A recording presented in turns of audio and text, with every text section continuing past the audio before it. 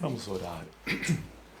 Ó nosso Pai Celestial, nós bendizemos-te porque Tu és grande, porque Tu és santo, porque Tu és o nosso Deus, porque estamos reunidos humildemente em Teu nome e queremos louvar-te e adorar-te, louvar a Tua glória e a Tua majestade. Agradecemos-te pela Tua palavra. E agradecemos-te pelos irmãos presentes, rogando-te também por todos os ausentes onde se encontrem. E ainda, Pai Santo, que sejas com o teu servo, na missão que o levou até Moçambique, e tanto no Maputo como em Nampula, pois para transmitir a tua palavra e passar o testemunho do ensino a um número significativo de pastores naquelas duas áreas daquele grande país. Abençoe todos os que com ele estão e trabalham juntos. Tudo concorra para a tua glória e que a tua palavra, Senhor, agora nos fale. É a nossa oração em nome do Senhor Jesus. Amém. E vamos abrir então a palavra de Deus na carta aos Efésios, no capítulo 1, versículos 3 a 14.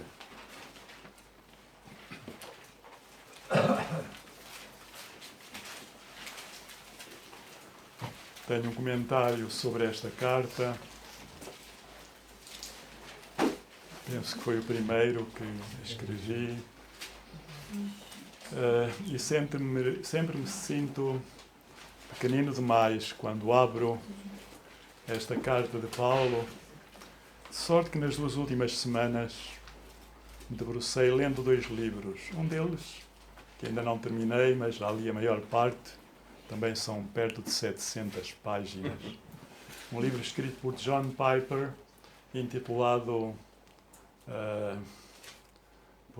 A Soberania de Deus.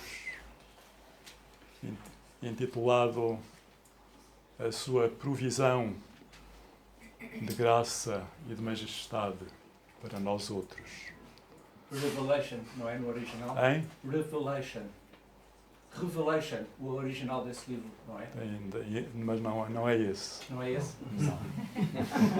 Este livro já está traduzido eu tenho em inglês e a certa altura dei-me conta que ele estava em português e comprei-o em português também pela Amazon, Kindle. E recomendo aos irmãos. É um livro longo que pode levar-vos 1 mês ou 2 a ler. Mas é um livro, de facto, extraordinário. Em cada uma daquelas 696 páginas, se não estou em erro, cita o texto sagrado pelo menos 4 ou 5 vezes, por página. Ele faz uma leitura do princípio ao fim e através de toda a Escritura, focando-se depois nas coisas centrais e essenciais. E, de facto, é uma benção. Eu dei-me conta desta obra quando assistia a uma live com 2 grandes homens de Deus, ainda era vivo, o J.C. Sproul, o John MacArthur, e também o John Piper.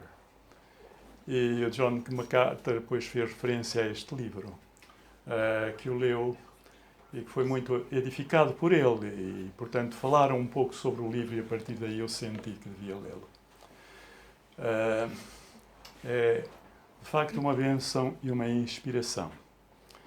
E o fiz no ambiente, no contexto da carta aos Efésios, que nas palavras de Coleridge, do século XIX, um pensador, um filósofo, um poeta, que disse que a carta aos Efésios é uma das cartas mais divinas do Novo Testamento.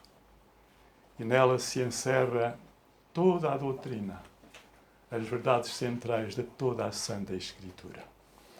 De facto, esta carta é uma bênção e uma inspiração, que vale a pena voltar a ler e reler, quase ad contínuo. Tão forte e poderosa é a sua mensagem. E pensando precisamente na soberania de Deus, na sua graça maravilhosa, eu debrucei-me mais uma vez sobre este texto. E ele me falou de uma forma extraordinariamente poderosa, ajudando-me a ver e a reler mentalmente também praticamente toda a Sagrada Escritura e a mensagem que do princípio ao fim é uma unidade perfeita, homogénea, coesa, com um princípio, um meio e um fim, em que Deus está todo nela presente do princípio ao fim. E mais uma vez me interrogo, porque ainda há tanta gente a rejeitar a Bíblia Sagrada, a colocar dúvidas ou reservas sobre a inspiração verbal e plenária das Santas Escrituras.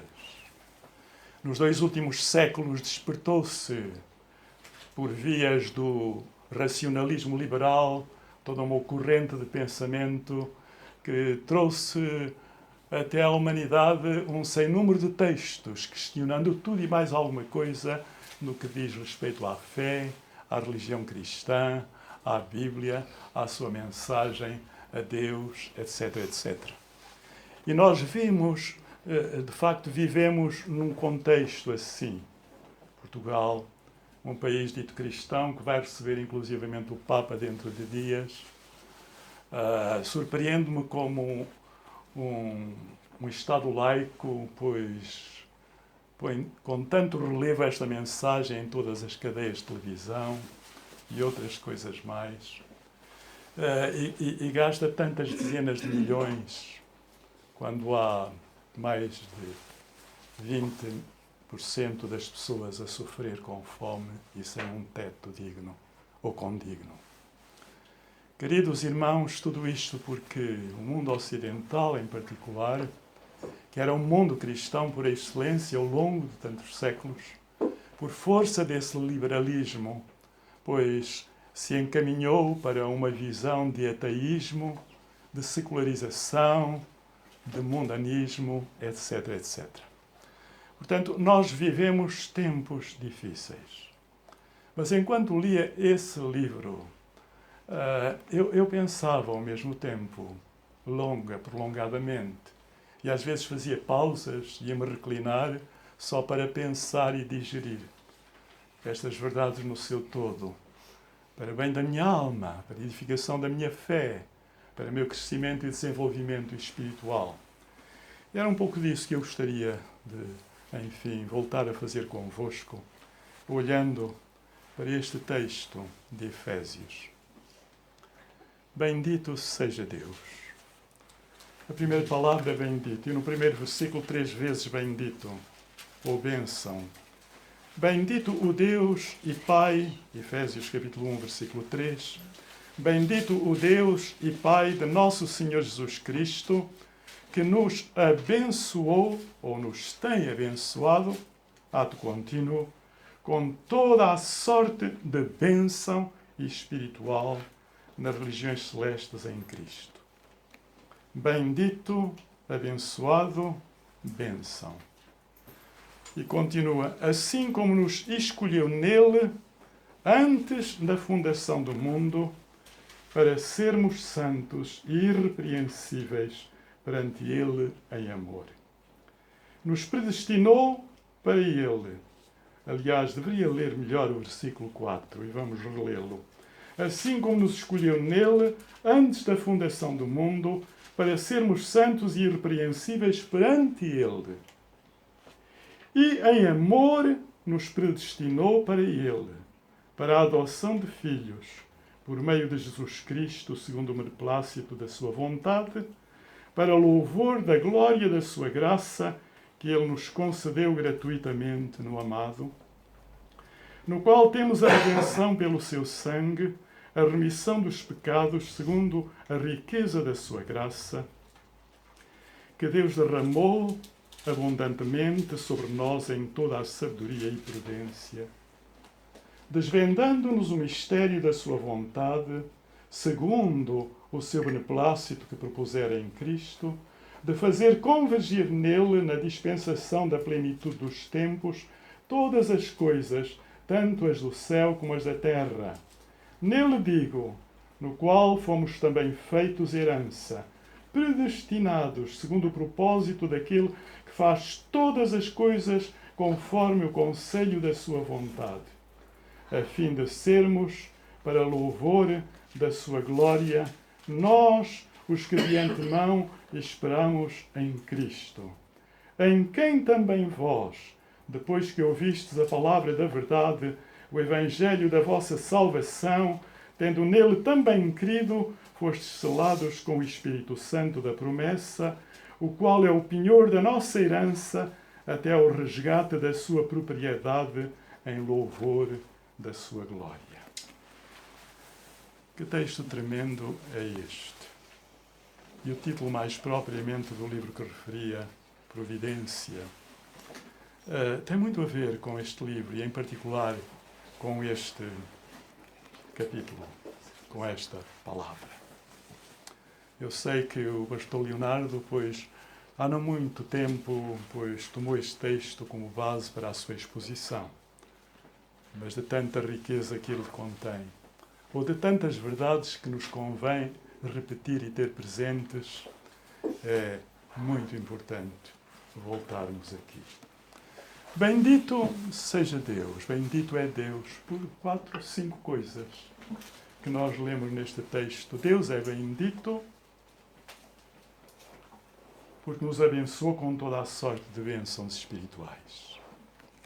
Deus é bendito porque nos abençoou com toda a sorte de bênçãos espirituais. O nosso Deus, Deus soberano, Deus de graça, Deus de glória, Deus de majestade, Deus de poder, é o Deus que tudo governa, que tudo sustenta. E nós o sabemos. Porque de eternidade a eternidade, diz a Escritura, tu és Deus. E ele diz que a sua glória não a dará a outro, a outra não a repartirá com ninguém.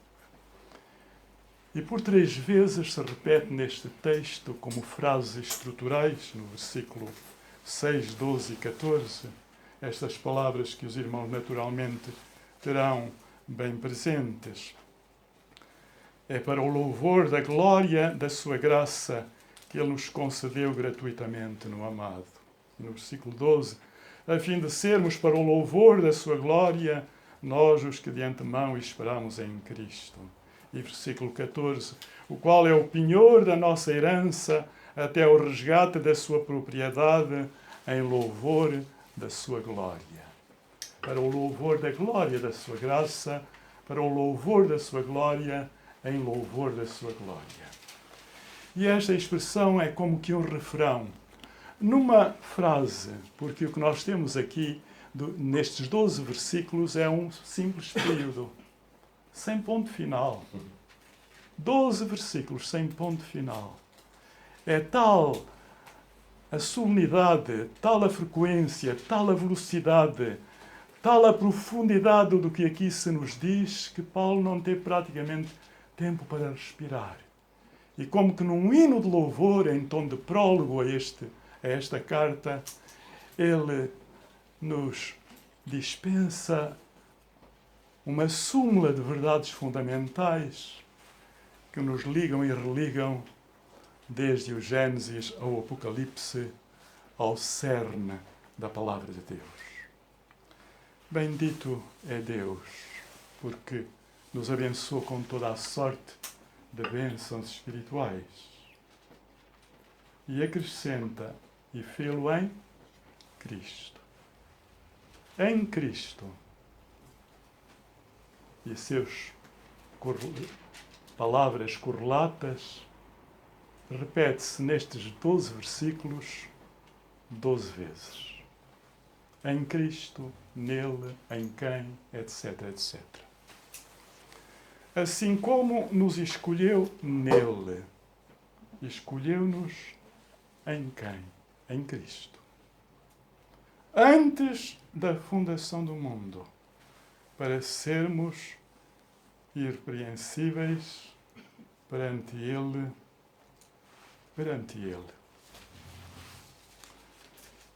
Louvor, porque Deus nos escolheu, Louvor a Deus porque Ele nos escolheu e nos predestinou, diz o versículo 5, em amor, que deveria estar mais ligado, quando se dividiu em versículos, o texto sagrado, ao versículo 5.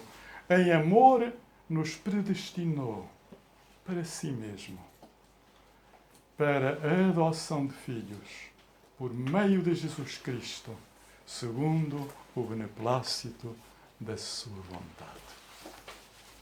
Deus é bendito, seja Deus louvado, porque Ele nos abençoou com toda a sorte de bênçãos espirituais nos lugares celestiais.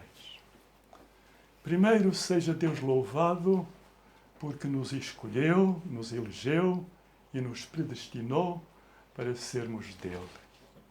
Seja Deus louvado, porque desde a eternidade, antes dos tempos, Ele pensou-nos. Ele agiu em favor de nós. Ele providencialmente dirigiu todas as coisas no sentido de chegarmos a este ponto da história e nós estarmos aqui como remidos por nosso Senhor Jesus Cristo, para o louvarmos, para o adorarmos, para o engrandecermos, para o glorificarmos. Se alguma coisa, irmãos, tem crescido em mim ao longo dos últimos tempos, é a consciência de Deus. A consciência da grandeza e da majestade de Deus. É possível que os irmãos tenham notado algumas expressões em orações minhas nos últimos tempos, mas elas refletem e projetam uma ação do Espírito Santo na minha vida, ao longo dos últimos tempos, dos últimos meses, quase diria dos últimos anos, mas em crescendo. A tocar-me e a mover-me o coração para a compreensão da sua grandeza e glória. Nós, muitas vezes, parece que seguimos um Deus menor. O nosso Deus, na nossa consciência do dia-a-dia, na maneira leve, suave e brincalhona, o que não é um mal, naturalmente, a não ser que seja para o mal. Mas, de facto, quantas vezes nós, mesmo na nossa oração, nas nossas orações, pela leveza com que nós temos os nossos devocionais, com que nós seguimos o nosso dia-a-dia, com que nós nos agarramos ao nosso trabalho no nosso dia-a-dia. Tudo acontece como se o centro do mundo fosse quem? Nós. E só nós. E nada mais do que nós. Quando, afinal, nada na nossa vida acontece por acaso, e Deus soberanamente regula, dirige, orienta e providencia tudo para cada momento e circunstância. Na eternidade Ele pensou-nos, na eternidade Ele viu-nos aqui. É quase impossível humanamente nós vislumbrarmos tanto e chegarmos tão longe. Mas o facto é este. E quando nós lemos a palavra predestinou-nos, de facto é uma palavra humana, diz-se um antropomorfismo. É uma linguagem antropomórfica. É uma maneira humana de nos referirmos a Deus, ou de tentarmos, enfim, representar Deus, quando falamos das mãos de Deus, dos olhos de Deus, etc, etc. Mas, queridos irmãos, Deus pensou-nos e viu-nos na eternidade. E nada aconteceu desde então até hoje e daqui até à vinda de nosso Senhor Jesus Cristo e por toda a eternidade que Deus não tenha visto e pensado e decidido na eternidade. Antes de o mundo ser mundo, antes de se dar no princípio, criou Deus os céus e a terra.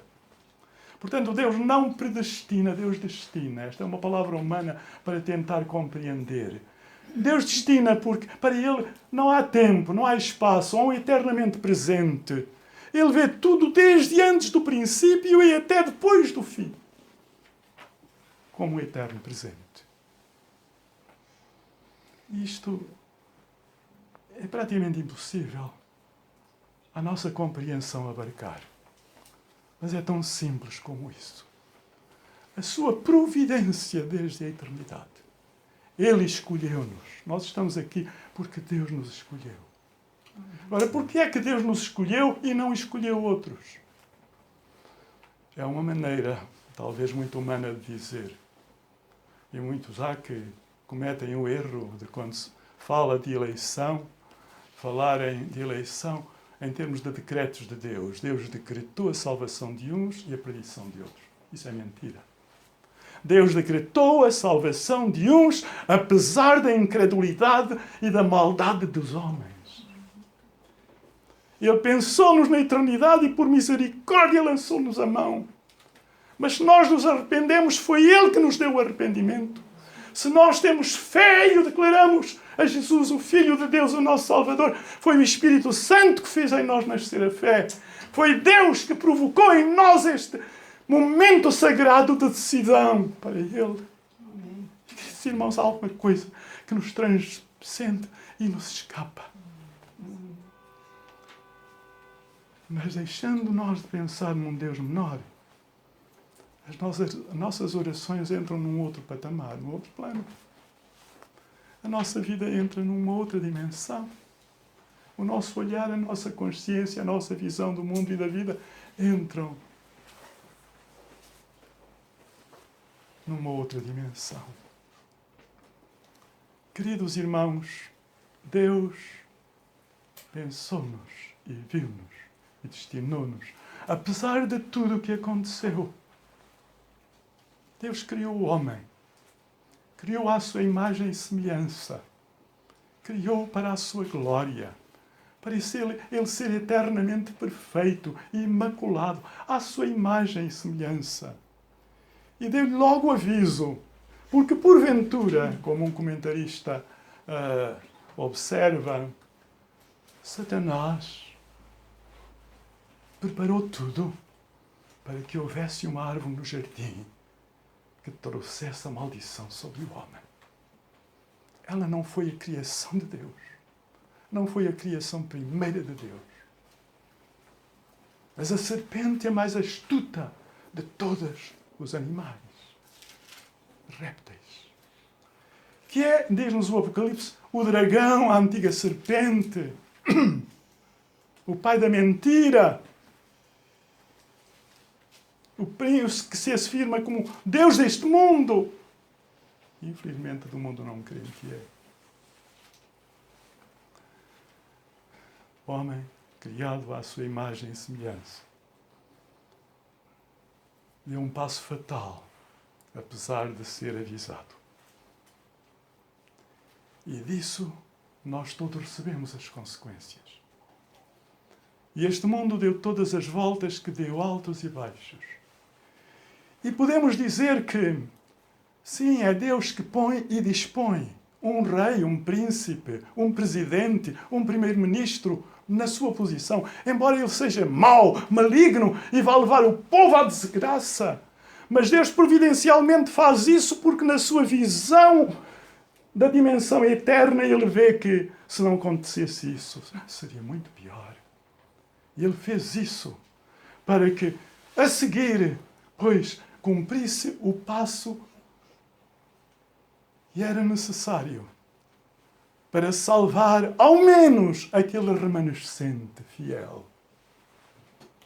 Tanto do povo de Israel, como entre todos os demais povos da terra.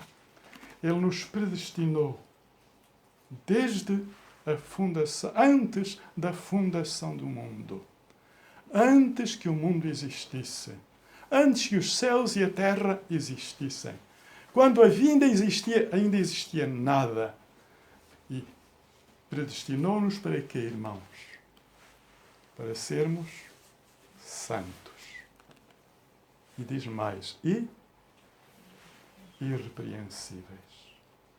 Deus não encara o pecado. Deus odeia o pecado. Deus não olha para o pecado. Deus não olha para uma pessoa em pecado. Não pode.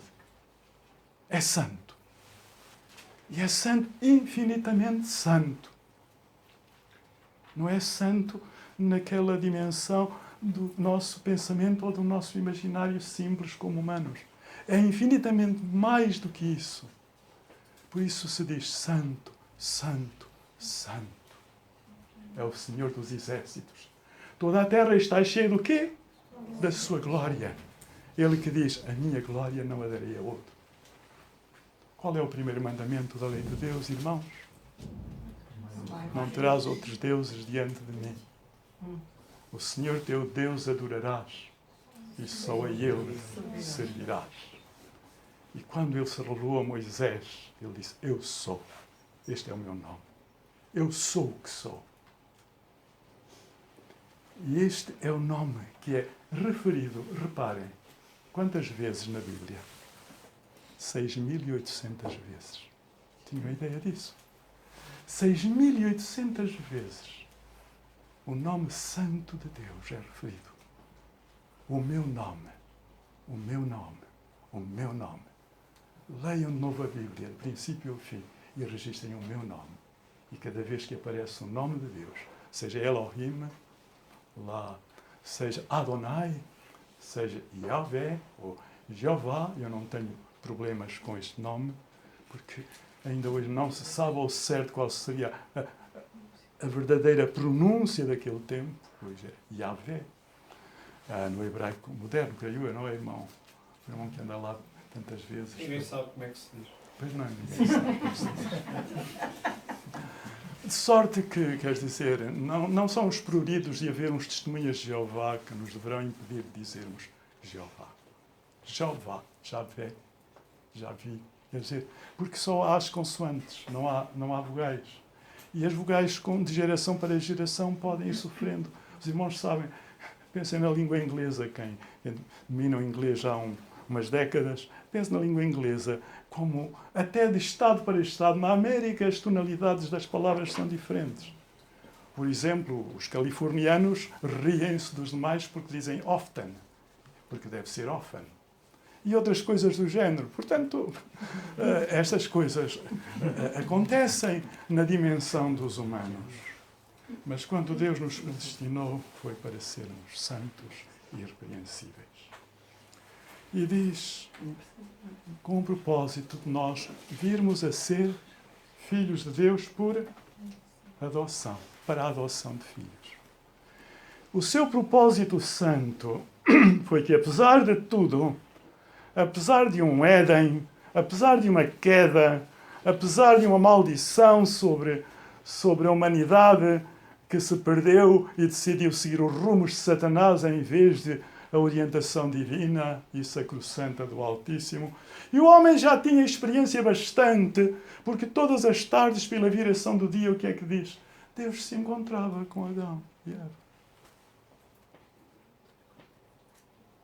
Mas mal aparece uma serpente, o diabo transformado em serpente, que fala e põe em causa a palavra de Deus. Mas foi bem isso que Deus disse.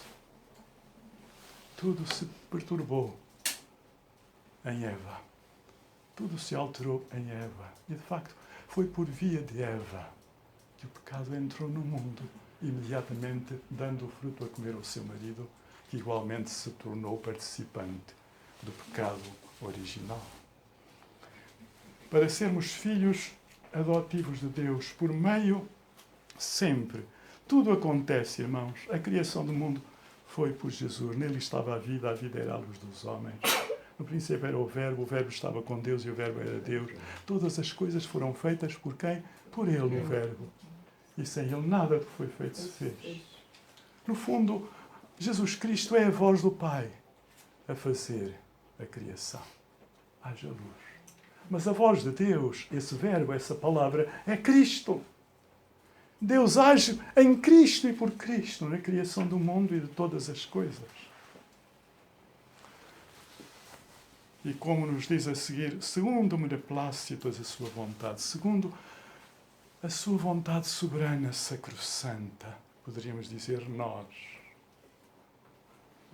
com um propósito para o louvor da glória da sua graça, ou para o louvor da sua graça gloriosa, E aqui Piper demora-se bastante a refletir sobre este conceito em textos do Velho Testamento, não é propriamente aqui em Efésios. Ele que refere precisamente, que chama a atenção, e para mim, eu não tinha bem a consciência, até 6.800 vezes a referência ao nome de Deus nas Escrituras. Fiquei surpreendido, mas os irmãos leem os Salmos, o meu nome, o meu nome, o meu nome, muitas vezes o Senhor, Deus, etc, etc. É uma coisa impressionante. E depois, para louvor da sua graça gloriosa, ou para louvor da sua glória, da glória da sua graça. Para louvor, nós vivemos, fomos eleitos, fomos predestinados, fomos separados por Deus, fomos chamados pelo Espírito Santo, fomos convencidos pela persuasão do Espírito à fé, em arrependimento e contrição, pela ação divina. Porque o ponto é este, e tanta dificuldade para muitos há sobre o tema da eleição e da predestinação, mas o ponto é este.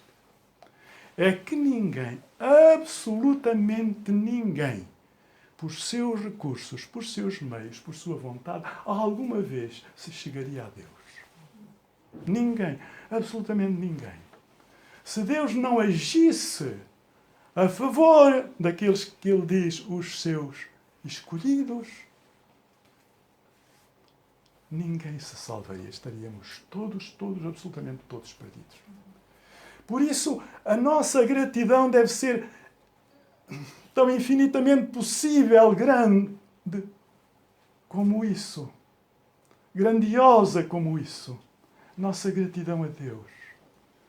Porque se estamos na família de Deus, se somos membros da família de Deus, se estamos em Cristo, se somos de Cristo, se vivemos a vida da fé, não é por méritos nossos, é por obra e graça divina, pela ação do Espírito Santo em nós, que nos chegou ao coração e nos moveu para darmos um passo de arrependimento. E despertou em nós a fé na solução de Deus para a nossa salvação, que é Cristo. Sorte que, se nós queremos, se nós confessarmos o Senhor Jesus Cristo como Senhor, e nele cremos, temos a vida eterna. Mas estas palavras não são tão leves e tão suaves como isso. São palavras fortes, poderosas, iluminadas pelo Espírito, que significam mais do que simplesmente dizer pela fé nós somos salvos. Mas que fé? Esta ação divina que Ele inculcou no nosso coração ao despertar-nos para Deus. E ao convencer-nos, e ao persuadir-nos, e não sei a quantos de vós aqui, o Espírito Santo andou muito tempo a trabalhar, e nós a resistirmos, a recuarmos, e Ele a trabalhar, e nós a recuarmos, e Ele a trabalhar, e nós a recuarmos, até que um dia não houve escapatória, porque nós estávamos destinados para a salvação. E Deus não é injusto por isso. Ele seria injusto se não condenasse a todos. Ou não? Se não condenasse literalmente a todos, Ele seria injusto. Mas Ele foi justo, salvando alguns, pela graça maravilhosa da fé. Porquê?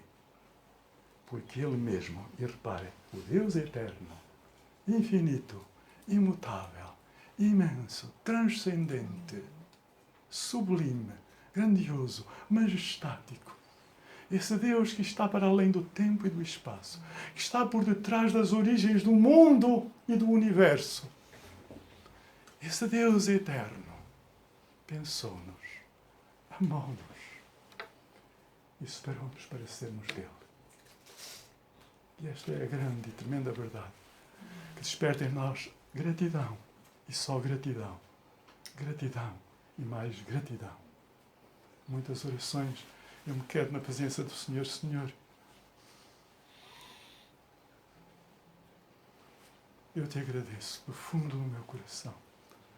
Mas a minha gratidão humana é tão limitada. Senhor, faz que esta gratidão cresça para que eu tenha mais e mais a consciência desta realidade que transformou a minha vida pobre e desgraçada, destinada ao inferno e à destruição eterna, numa alma preciosa, por quem tu deste a vida na pessoa do teu próprio Filho, porque foste tu, ó Deus, que entraste ali pelo Espírito Santo no ventre de Maria e que operaste este milagre de fazer nascer o humano, o divino, por um ser humano, através de um ser humano. E por isso, sendo divino e ao mesmo tempo humano, tu és distinto de todos nós, Senhor, em Jesus Cristo. Jesus Cristo é santo, é perfeito, é imaculado, é imutável. E é isso que Ele quer que nós sejamos. Mas vivemos num mundo tão hostil, tão absorvente, que nós... Mas não sou só eu, não é só um ou outro dos irmãos. Somos todos nós. Nós estamos a milhas, muitas milhas. Milhas que deem milésimas de vezes a volta ao mundo. E encontrarmos graça suficiente em nós próprios para agradarmos a Deus. E se a Ele agradamos, é por amor dEle. E é por amor de Jesus. Ele virou as costas a si mesmo, porque Jesus Cristo é Deus. Ele virou as costas ao seu próprio Filho quando humanamente estava cravado naquela cruz. Ele clamou em agonia: Deus meu, por que me desamparaste? O próprio Senhor Jesus sentiu a agonia dessa separação. Não foi a dor física que mais o fez agonizar no Calvário. Foi a dor da separação do Pai. Por causa de quê? Por causa dos meus, dos teus, dos nossos, dos pecados de todo o mundo. Porque a Bíblia mesmo assim diz. E alguns não dizem bem assim. Mas eu creio que é assim. Jesus Cristo morreu na cruz do Calvário para salvar o pecador. Para salvar todos os pecadores. Jesus Cristo morreu na cruz do Calvário, de sorte que o seu sacrifício é suficiente para a salvação da humanidade inteira. Deus não fecha a porta a ninguém. Mas que naquela parábola das bodas, Ele chamou os seus convivas, não vieram, e disse aos seus discípulos: vão por caminhos e valados, e convidem-nos a vir, e façam-nos se for necessário, mas tragam-nos às bodas do Cordeiro. E nós éramos um destes. O ponto é esse. Nós estamos em Cristo porque fomos forçados pelo Espírito Santo a estar nele. Porque nós não merecíamos isto. Merecíamos, com os demais perdidos, o mesmo destino. E às vezes isto nos escapa. E por isso, a nossa fé, eu falo por mim, mas eu falo também por tudo quanto vejo neste mundo e neste tempo. A nossa fé é frágil demais. A nossa fé é tantas vezes mal sustentada. A nossa fé só é sustentada em Cristo porque o Espírito Santo está atento e nos ilumina e nos atrai para a luz do Evangelho da glória de Cristo. E esta expressão dava 1000 sermões. A luz do Evangelho da glória de Cristo. E Paulo, nessa carta aos Coríntios, segunda carta, capítulo 4, e não só, descreve isto de uma forma tão maravilhosa para o louvor da glória da sua graça. O seu nome é santo, a sua glória Ele não a dá a outro. Ele a não reparte com ninguém. Ele é cioso da sua glória. Até ao ponto de a carta de Tiago diz que Deus tem o quê? Ciúmes. Quando um dos seus filhos está ou pelos seus atos, ou pelos seus pensamentos, ou por qualquer outra coisa, a fazer tudo menos a glorificar o nome do Pai. E é por isso que aqui diz a glória da sua graça. A glória da sua graça. Porque a sua glória, e isto curiosamente, Pai, faz-nos muito pensar, e até para nos interrogarmos se será mesmo assim. A glória de Deus é consumada na consumação da graça de Deus, na salvação de cada um de nós. Compreendem isto, irmãos? A glória de Deus é consumada. E para chegar a dizer que o ápice da glória de Deus é a sua graça divina a favor de nós. Alguma vez pensámos nisto? Quer dizer, a glória de Deus é sublimada não pela glória que lhe prestamos em si mesmo, mas pela glória que despertamos pelo facto de sermos dele e sermos obra da sua graça, por obra e graça do Espírito Santo, em Jesus Cristo, que por nós deu a sua vida preciosa e sacrossanta no Calvário. Mas tenho de andar um pouco mais depressa. E diz o versículo 7, no qual temos a redenção pelo seu sangue, a remissão, ou o perdão dos pecados, segundo a riqueza da sua graça. No qual nós temos a redenção. Redenção, os irmãos sabem, pois resgate é o preço que Deus pagou na pessoa do seu Filho. Quer dizer, Deus amou o mundo de tal maneira. Este versículo, eu estou já a pensar na mensagem para uma outra igreja que me convidou e vou pregar pura e simplesmente sobre João 3,16. Deus amou o mundo de tal maneira que deu o quê? O seu Filho unigênito para quê? Para que todo aquele que crê não se perca, mas tenha o quê? A vida eterna. Queridos irmãos, que mundo de verdade há contido neste versículo tantas vezes referido como textuário da Bíblia? Deus é amor.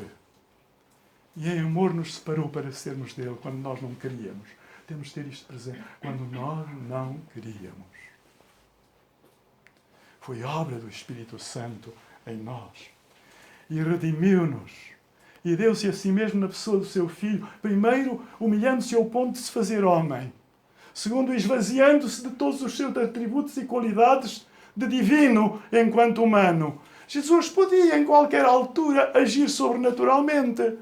Mas ele esvaziou-se das suas capacidades e competências divinas, voluntariamente, por amor de nós, para sofrer na carne da nossa carne a dor da nossa dor e nos trazer à vida, à salvação, à glória, à majestade, à comunhão com Ele. E o melhor está para vir.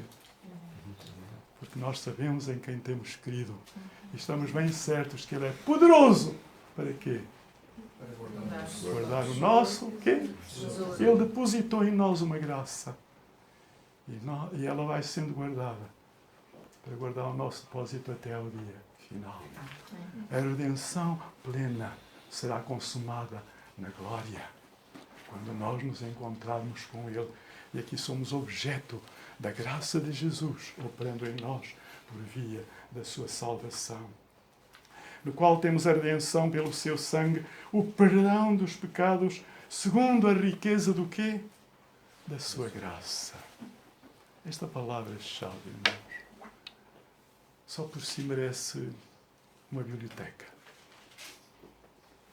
A sua graça. Graça preciosa de Jesus. Maravilhosa a graça de Jesus. Temos hinos que cantam estas coisas. Segundo a riqueza da sua graça. A riqueza infinita da sua graça. O que somos e temos nesta vida o devemos a Cristo. Tanto em termos de fé, de salvação, como de vida económica, como de relacionamentos, tudo. E quando nós encaramos isto como um todo, que é a graça divina em si mesmo, nós passamos a viver noutra dimensão. E de repente opera-se em nós um milagre. E há coisas em que temos um prazer extraordinário e que desejamos de ter prazer nelas. As abandonamos por completo. Passamos a desprezá-las. E vemos que outros cristãos, crentes, ainda se entusiasmam e nos seus lazeres ainda andam por esses caminhos. Mas, quanto mais estamos em Cristo, mais queremos estar com Cristo. E mais estamos a querer preparar-nos para viver nele e para Ele e para a sua glória. A sua graça diz, graça que Ele derramou.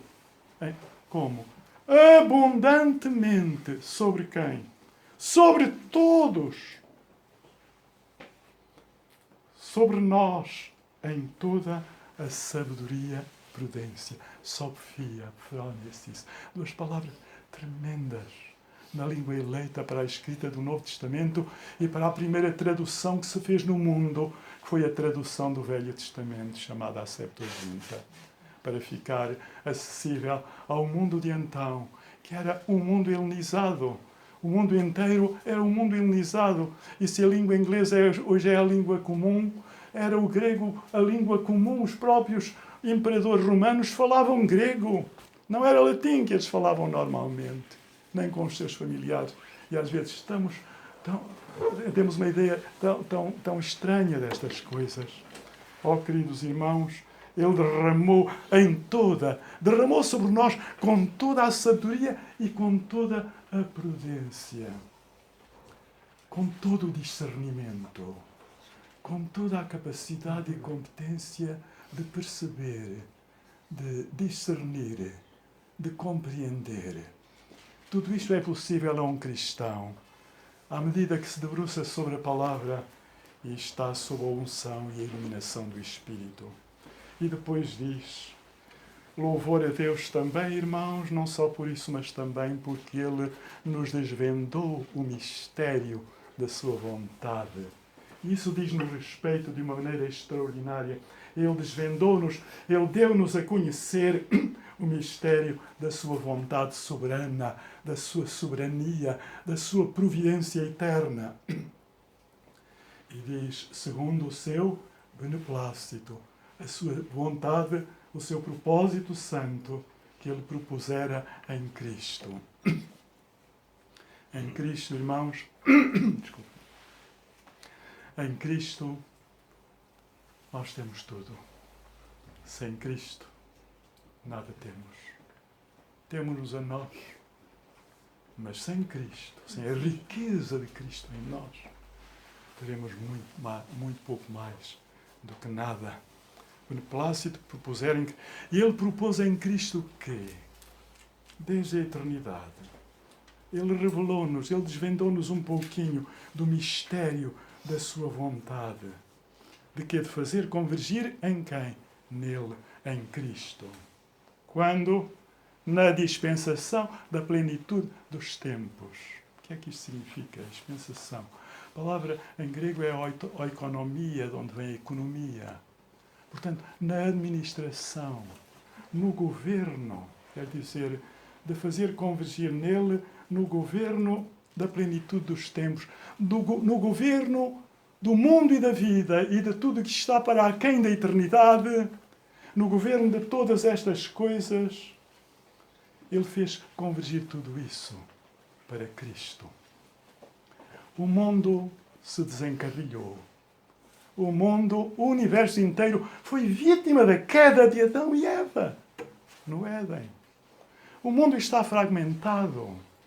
A Terra está toda esburacada, fragmentada. O que aconteceu ainda por cima no dilúvio, irmãos, em que as águas brotaram de baixo e caíram de cima e encheram a Terra. E hoje há pensadores cientistas que dizem que há mais água nas entranhas da Terra do que nos oceanos que nós podemos ver. E há fogo também. Mas a Terra está toda partida aos bocados. E como é que isto tudo está encostado uns aos outros? De vez em quando lá há um terremoto. E nós achamos estranho. Mas a Terra está toda fragmentada. Por que é que aconteceu isto? Na obra de Deus não foi só a vida e a alma do homem pecador que ficou fragmentada e destituída da graça de Deus. O próprio universo, a Terra, ficaram sob o efeito da malignidade do pecado nas origens, no Éden. E, meus irmãos, é por isso que, segundo Pedro, eu lembro que não há muito tempo, falei sobre este texto no capítulo 3 convosco. Mas chegará um dia em que Deus trará a juízo todas as coisas e em que não só a terra, mas o próprio universo inteiro serão devorados pelo fogo e destruídos. E surgirá um novo céu, uns novos céus, uma nova terra, um novo universo. E tudo isto sustentado em equilíbrio pela graça maravilhosa de Jesus. Porque Ele desvendou-nos este mistério, segundo o seu propósito eterno, a economia divina, na sua soberania eterna. Ele decidiu revelar-nos o que propôs fazer em Cristo. E que foi o quê? Fazer convergir em Cristo, na dispensação da plenitude dos tempos, todas as coisas. E em Cristo, uns novos céus e nova terra surgirão, em que habitará a justiça. Uma nova Jerusalém. E nós estamos nas mãos de Deus. Ele vai cuidar de nós. E haverá, entretanto, um milénio no final, quando o Senhor Jesus vier, e depois o juízo final, e depois novos céus e nova terra em que habita a justiça. Mas, entretanto, este mundo, este universo, serão totalmente, universalmente reconfigurados, perfeitos, libertados de toda a malignidade, porque tudo foi devorado pelas chamas. E, queridos irmãos, vale a pena ler outra vez o capítulo 3 de 2 Pedro, para compreender um pouco mais disto tudo enquanto nós avançamos. Mas Jesus Cristo, o clímax da sua ação e da sua missão é esta. Deus vai por ele fazer convergir todas as coisas para a sua glória eterna. E o que é que vai acontecer? Nós, crentes, Igreja de Jesus Cristo, noiva do Cordeiro, maridos, amai vossas mulheres, como também Cristo amou a Igreja e a si mesmo se entregou por ela, para a santificar pela lavagem da água da sua palavra, a fim de a purificar e apresentar perante si mesmo santa e irrepreensível. Queridos irmãos, Deus está no processo, Jesus Cristo está no processo pelo seu Santo Espírito, na preparação, na formação, na formatação da sua Igreja, que é a sua noiva, que Ele ama infinitamente, por quem Ele sofre todos os dias. Porque quando alguém peca no seio da sua Igreja, quem sofre as dores mais é Cristo. Por isso deveríamos lutar todos os dias por uma via de santificação. E, meus irmãos, este mundo induz-nos a tudo menos a uma via de santificação. Nós temos tanto com que nos ocupar que não pensamos na essencial das coisas. Nele digo, no qual somos também feitos herança. Novos céus e nova terra foram preparados para a sua Igreja. Já imaginaram o que significa casar com Jesus? Já imaginaram o que significa casar com o Filho de Deus? Já imaginaram o que significa casar com o próprio Deus? Israel era a sua esposa. Damos a essa imagem das Escrituras do Velho Testamento. Mas só um remanescente fiel se salvou. Deus planeou salvar todos. Pois Deus dá a oportunidade a todos.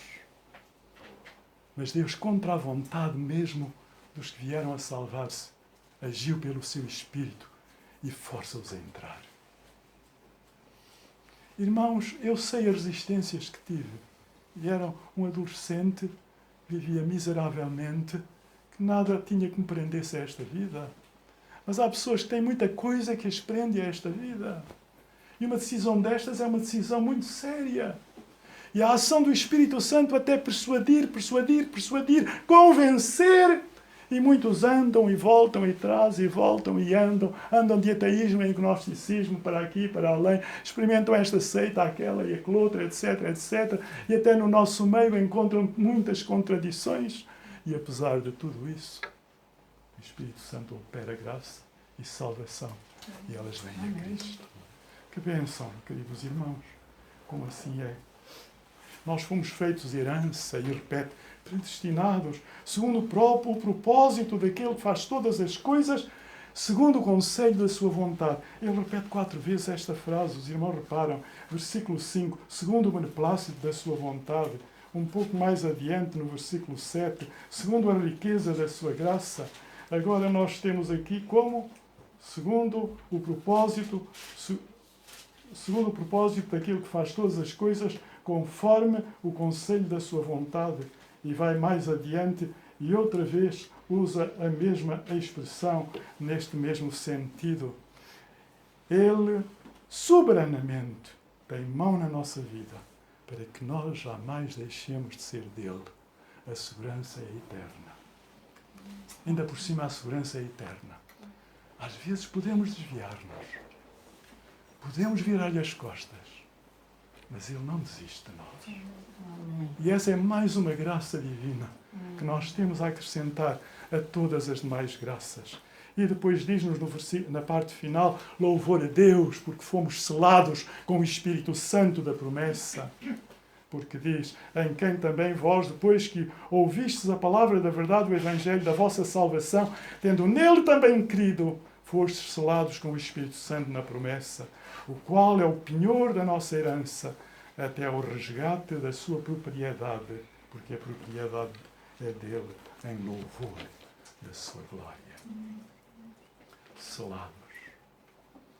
Antigamente, pois, os donos, eu creio que no Brasil acontece isso, e onde há, de facto, manadas muito grandes de animais, de cabras, de ovelhas, de vacas, imagino no Brasil, milhares, dezenas de milhares, às vezes, mas elas todas têm um selo, um sinete, quer dizer, em brasa no fogo, que ficou marcado na pele, para sempre. Elas são propriedade desse Senhor, desse dono. Nós fomos selados, nós somos propriedade de Deus, não somos, ou não sabeis que vós pertenceis a Deus, que não sois de vós mesmos. Glorificai, pois, a Deus no vosso corpo. Entretanto, tantos tatuam, até já pastores começam a tatuar-se, irmãos. E, entretanto, há tantos textos na Bíblia que são tão claros sobre isto mesmo. Oh, queridos irmãos, como nós andamos tão facilmente, quantas vezes armando a santidade, erguendo as mãos ao céu, mas de substância divina no coração. Só Deus sabe. Eu, cada um de vós, creio sinceramente, precisamos muito uns dos outros. E todos unidos de Cristo, para sermos agradáveis a Deus. E para que a sua graça divina opere de tal maneira, dia a dia, na nossa vida, que nós estejamos cada dia a ser para louvor da sua graça gloriosa. Deus seja connosco e nos abençoe.